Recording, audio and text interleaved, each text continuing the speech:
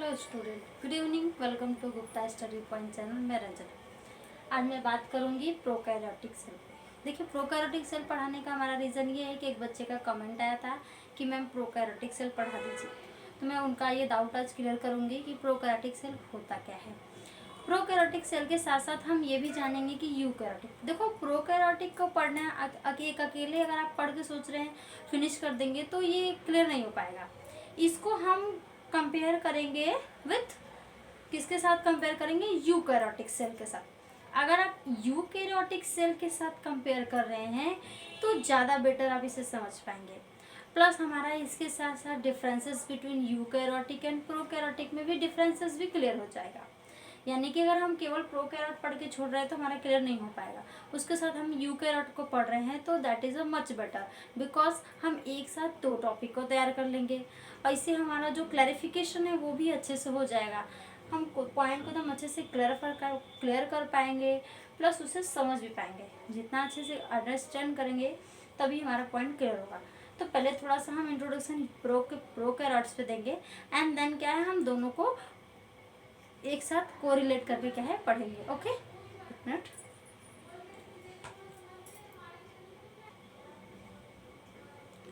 चलिए तो शुरू करते हैं प्रोकैरियोटिक। देखिए, प्रोकैरियोटिक सेल हमारा टॉपिक क्या है? प्रोकैरियोटिक सेल, यानी कि हम लिख रहे हैं, एक मिनट और देख लीजिए। प्रोकैरियोटिक सेल, प्रोकैरियोटिक सेल क्या कह रहे हैं? Prokaryotic cell. तो पहले हम ये देखते हैं what is the meaning of cell. जिस बच्चे को समझ नहीं है वो इसको अच्छे से समझे, ठीक है। व्हाट इज द, पहले आप केवल प्रोकैरियोटिक सेल आपने बोला, हम डायरेक्ट नहीं समझाएंगे। पहले हम सेल का मतलब समझते हैं, उसके बाद हम देखते हैं कि प्रोकैरियोटिक सेल है क्या।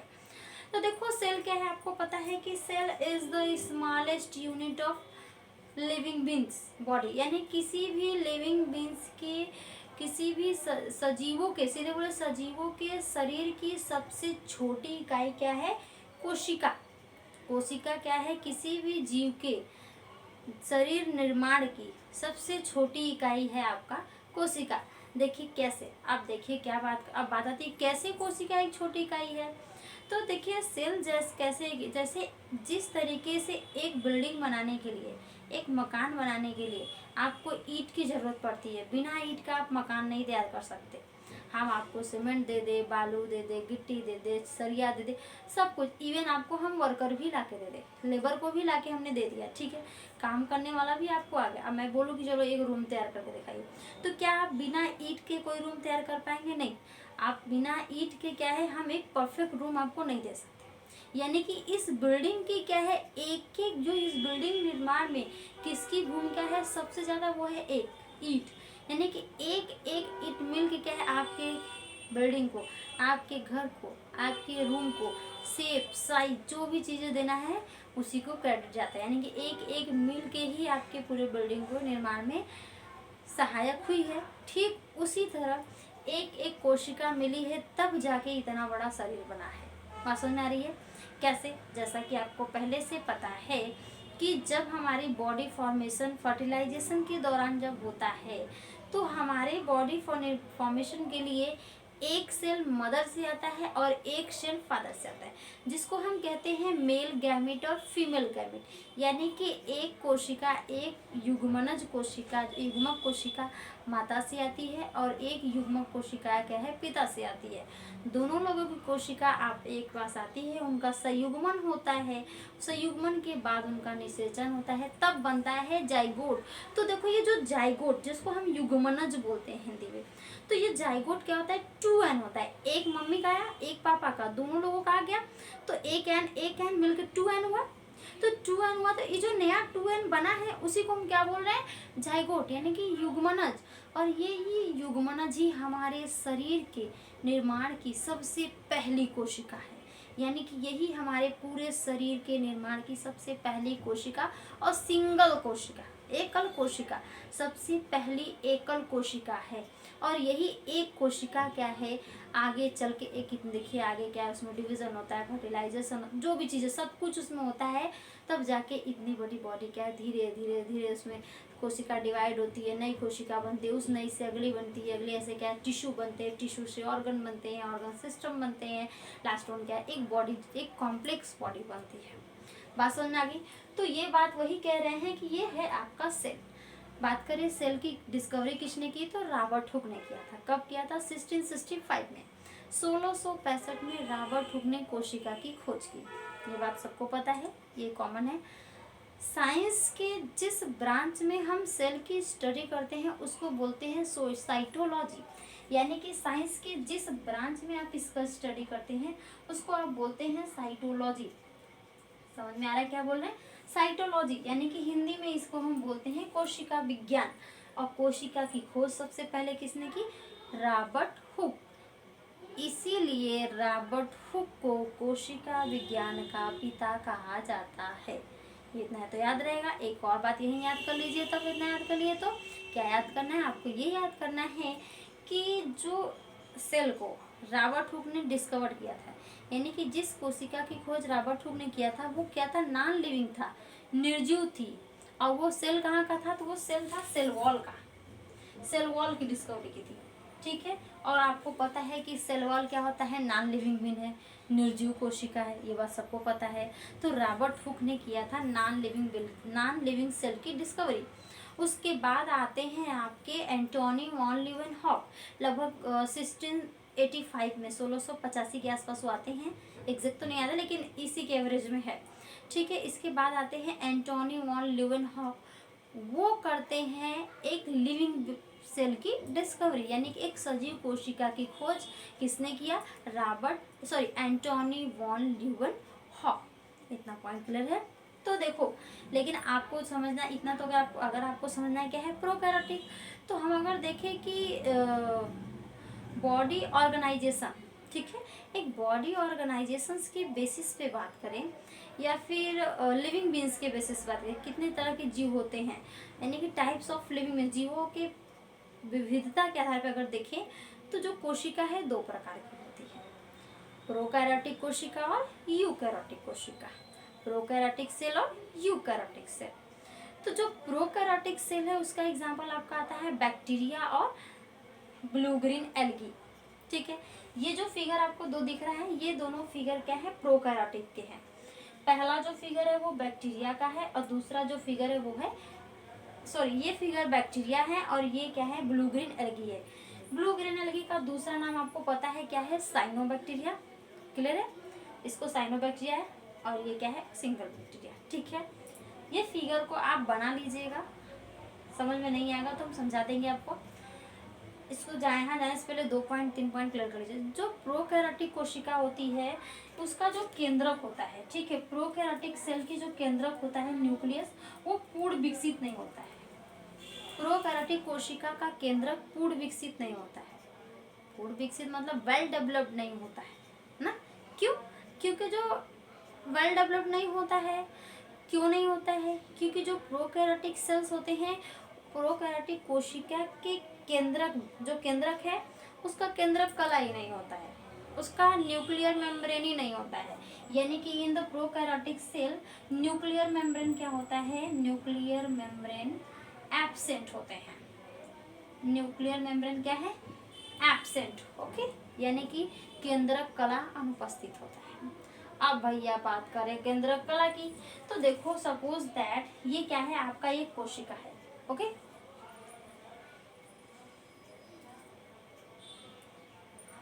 ये आपका क्या है? कोशिका है, ठीक है। तो एक सपोजर पे बना रही हूँ, ठीक है, एग्जैक्ट फिगर नहीं। तो ये आपका सेल है। मैं आपको पहले भी बता सकती हूँ कि एक कोशिका में एक ही केंद्र, चाहे दुनिया का कोई भी सेल उठा लो, अगर एक सेल सेपरेट आप कर रहे हैं, एक सेल सेपरेट कर रहे हैं, तो उस एक सेल में एक ही न्यूक्लियस होगा। इस बात का ध्यान हमेशा होना चाहिए कि one cell have only one nucleus, यानी कि each single cell have only one nucleus which are present in the center point of the cell and control all activity which are done in the cell, ठीक है। एक कोशिका में एक ही केंद्रक उपस्थित होता है, वो भी कोशिका के मध्य में होता है और यह कोशिका में होने वाली सभी क्रियाकलापों पे क्या करता है? नियंत्रण करता है, ठीक है। ठीक उसी तरह जिस तरीके से इतने बड़े भैया शरीर लेके चल रहे हैं, अभी कभी गुस्सा तो कभी मतलब क्या है, हमारा इमोशंस क्या है, हमारे स्वभाव हाव भाव क्या है, बदलते हैं।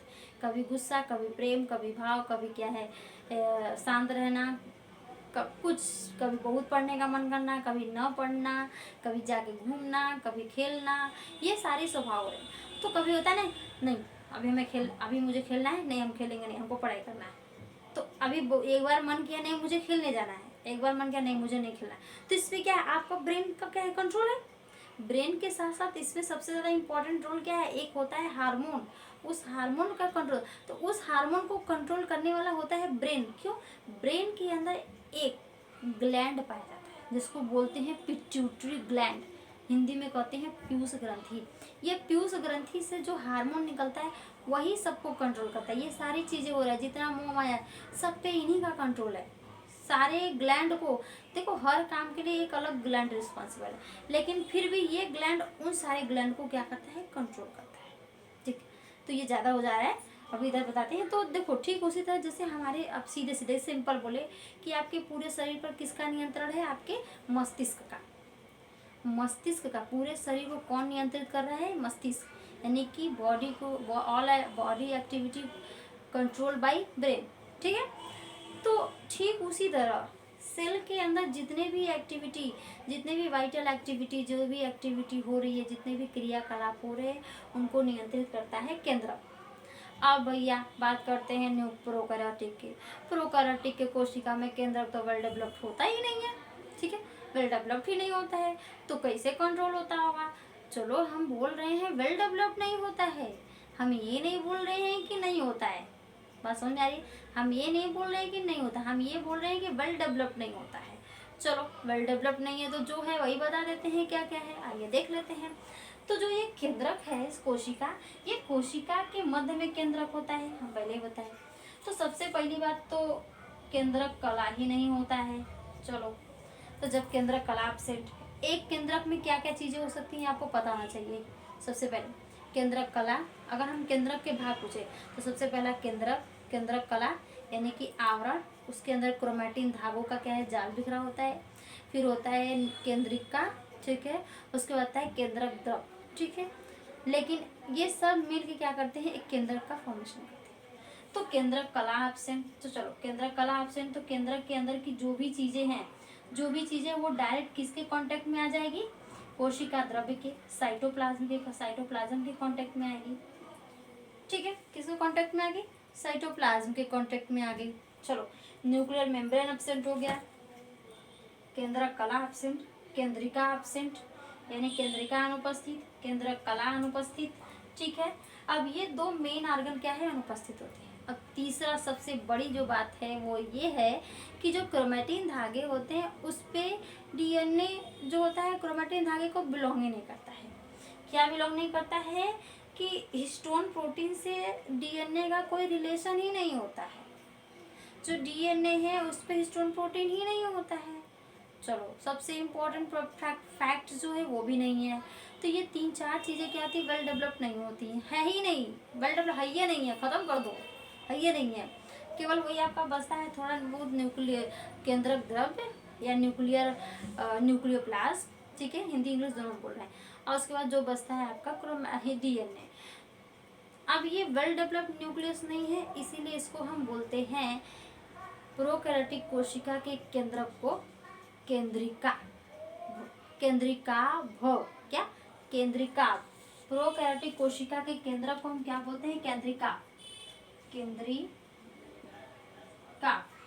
या फिर nucleoid. What this is nucleoid. ठीक है, व्हाट इज न्यूक्लियोइड, तो बोलेंगे न्यूक्लियोइड क्या है या केंद्रिका क्या है। तो प्रोकैरियोटिक सेल्स का जो न्यूक्लियस है वो वेल डेवलप नहीं होता है, इसीलिए उसको हम न्यूक्लियोइड बोलते हैं। ठीक है, तो क्या क्या एब्सेंट होता है, तो पहला आपका एब्सेंट होता है न्यूक्लियर मेम्ब्रेन, दूसरा न्यूक्लियोलस, तीसरा जो डीएनए होता है उसका हिस्टोन प्रोटीन के साथ कोई कांटेक्ट नहीं होता है। ठीक है, they do not have any contact to histone protein. बात समझ में आ गई। नेक्स्ट अगर बात करते हैं, चलो ये तो बात हो गई on the basis of nucleus, nucleus के बेसिस पे प्रोकैरियोटिक सेल को हमने समझा है ना। अब तीसरा, अगर अब हम नेक्स्ट पॉइंट अगर बात करें तो जो जितने भी आपके वेल डेवलप्ड एक संपूर्ण कोशिकांग होते हुए सारी चीज़ें इसमें नहीं होती है, जैसे माइटोकॉन्ड्रिया, गाल्जी बॉडी, लाइसोसोम, सेंट्रोसोम, और आपका हो गया और भी लाइसोसोम, एंडोप्लाज्मिक रेटिकुलम, ये सारे ऑर्गन क्या है प्रोकैरियोटिक कोशिका में नहीं पाए जाते हैं। तो ये था इतना प्रोकैरियोटिक कोशिका। अब देखो एक कंक्लूजन बताना चाहते हैं कि प्रोकैरियोटिक कोशिका में जितने भी वेल डेवलप्ड ऑर्गन जैसे माइटोकॉन्ड्रिया, हरित लवक, सीधे प्लास्टिड बोल लो, mitochondria, plastid, Golgi body, centrosome, lysosome, ठीक है, और एंडोप्लाज्मिक रेटिकुलम, वैक्यूल एक्सेट्रा या इत्यादि कोशिकांग प्रोकैरियोटिक कोशिका में नहीं पाए जाते हैं, ठीक है। केंद्रक पूर्ण विकसित नहीं होता है, इसलिए प्रोकैरियोटिक कोशिका के केंद्रक को केंद्रकाभ कहते हैं। क्या क्या नहीं होता है, तो केंद्रक कला नहीं होता है, केंद्रिका नहीं होती है, डीएनए जो होता है उसका हिस्टोन प्रोटीन के साथ कोई संबंध नहीं होता है। इस सारे चीज़ों की अनुपस्थिति के कारण प्रोकैरियोटिक कोशिका को हम प्रिमिटिव सेल भी कहते हैं। प्रिमिटिव सेल भी कहते हैं, यानी कि आद्य कोशिका। कोशिका जैसा तो है लेकिन कोशिका नहीं, पूर्ण विकसित कोशिका नहीं, बस इसमें क्या है लक्षण। इसका एग्जाम्पल है ब्लू ग्रीन एल्गी और आपका बैक्टीरिया, ठीक है। तो ये था आपका प्रोकैरियोटिक सेल। अब यू की बात करो तो जितनी भी चीज़ें इसमें आप ऑप्शन किए वो सारी चीज़ें पाई जाती हैं यूकैरियोटिक कोशिका में, ठीक है। थोड़ा फिगर जो लिखे हैं उसको देख लो एक बार। देखो फिगर जो बनाए हैं ये आपका ब्लू ग्रीन एल्गी है, देखिए इस लेयर को हम सेल वॉल बोलते हैं। ये आपका जिलेटिनस शीथ है जो इसको कवर्ड करता है। ये जो है प्लाज्मा लेमा को आप सेल मेम्ब्रेन भी बोल सकते हैं। वेल डेवलप्ड नहीं होता है लेकिन समझ लीजिए कि आउटर मेम्ब्रेन होता है। प्लाज्मा लेमा की जितने भी साइटोप्लाज्म उसको क्या करता है, सराउंडिंग है, उसको चारों तरफ से क्या क्या है, घेरा हुआ है। राइबोसोम तो है लेकिन किस प्रकार का राइबोसोम है, तो 70S प्रकार का राइबोसोम। याद रखना 705 नहीं है, 705 नहीं है, 70S टाइप्स राइबोसोम होता है, ठीक है। तो ये हो गया 70S टाइप राइबोसोम। तो अब ब्लू ग्रीन एल्गी जो है आपको याद होना चाहिए कि ये फोटोसिंथेसिस करता है, ठीक है। ब्लू ग्रीन एल्गी क्या है, फोटोसिंथेसिस करता है। वो भले ही डार्क रिएक्शन ही क्यों ना करे, यानी कि अप्रकाशीय अभिक्रिया क्यों ना करे, लेकिन ये क्या है, प्रकाश संश्लेषण करता है। तो ये था आपका प्रोकैरियोटिक कोशिका, ठीक है। अगर अभी भी कुछ ऐसा लग रहा है हमने नहीं समझाया अच्छे से तो आप कमेंट करिएगा, मैं फिर से समझाऊंगी।